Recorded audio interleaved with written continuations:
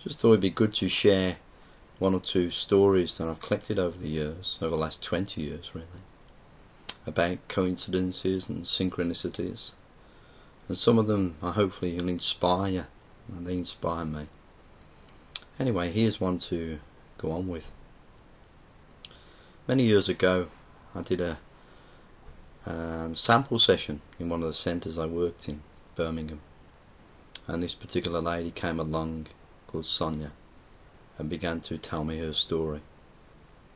She said, years ago, Stuart, I was married to a man who was very abusive to me, and slowly and surely began to dwindle my self-confidence, my self-belief, and much more over the years. It was an arranged marriage, she said, and he came over with his mum, and little by little, as I say, he began to put her down, dismiss her, slag her off. Little by little, really started to destroy her self-worth. And years into the marriage, she tried to leave several times. She said, Stuart, he would always come back and find me, and just drag me back to the house, basically. And as all these things happen, 3 or 4 or 5 years down the line, by this time she'd got a couple of children.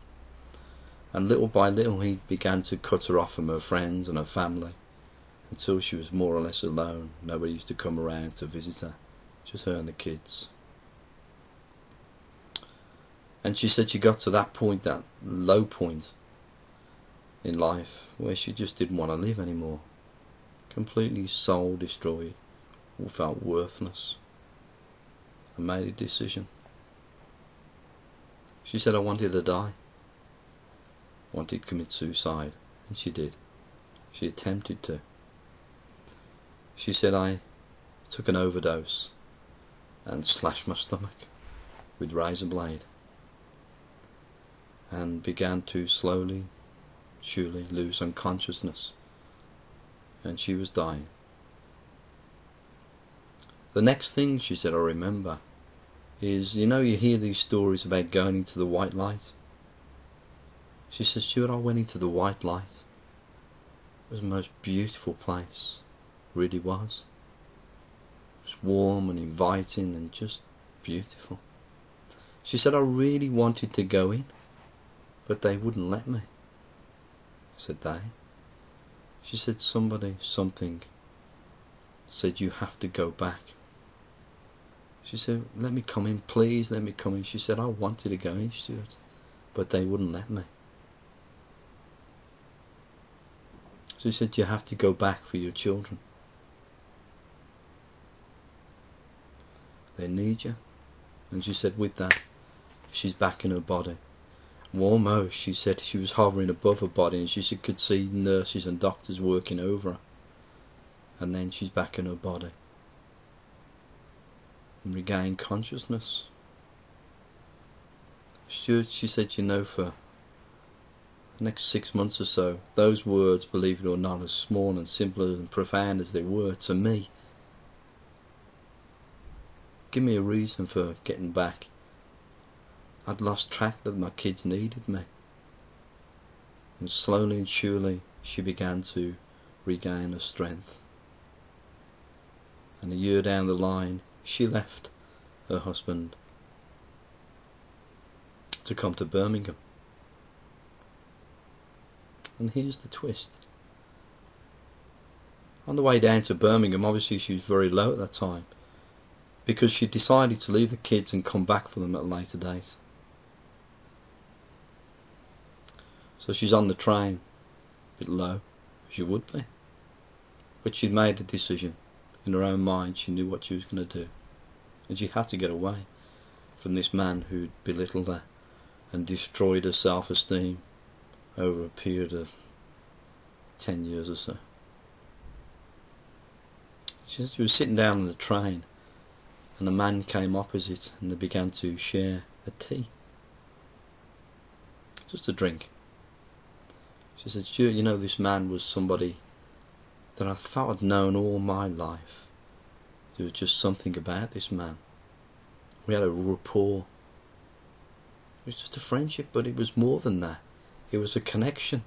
I never told him anything about me as such, but there was just a connection. It's hard to explain. And anyway, it made the journey down to Birmingham just that little bit easier for me. Anyway, when I got to Birmingham, we said goodbye, and it certainly made a difference to my day. Just that lifting of my spirit, purely because there was something about this man that I was drawn to. 6 months down the line, and I've begun to get my life back on track. Got a job, got a flat, started to feel a bit better about myself. A long way to go, but at least it was a beginning. About that time she said, it would be a good idea to maybe branch out and start meeting some friends and just some company. And so, for some reason, I started looking down the Lonely Hearts part of the paper. And this is not something I normally do. But anyway, I did it because I just wanted some friendship, some company. I was just searching, we all search, and that was my time. I just wanted some company. Looking down the ad, she said one particular ad stood out. I don't know why. She caught my eye amongst hundreds. Decided to brave it and give this person a ring. And then the chap on the phone sounded okay, and decided to meet in a public place, very public really, in a cafe in town, Birmingham.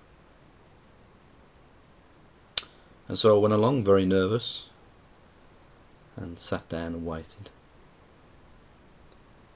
And the man come along, sat down, and Stuart, you're not going to believe this, but it's true. It turned out to be the man I'd met on the train 6 months prior.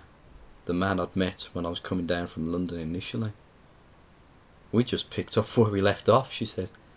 Amazing. We've been together now 7 years, and he's everything my ex-husband wasn't. He's kind and gentle and caring and supportive.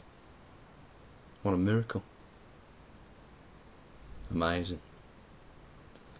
So here's the first story of many that I'm going to put on YouTube, and maybe each week or so whoever wants to watch can have a look and give me some feedback, because they're all true stories and my experiences as a therapist, and we'll see.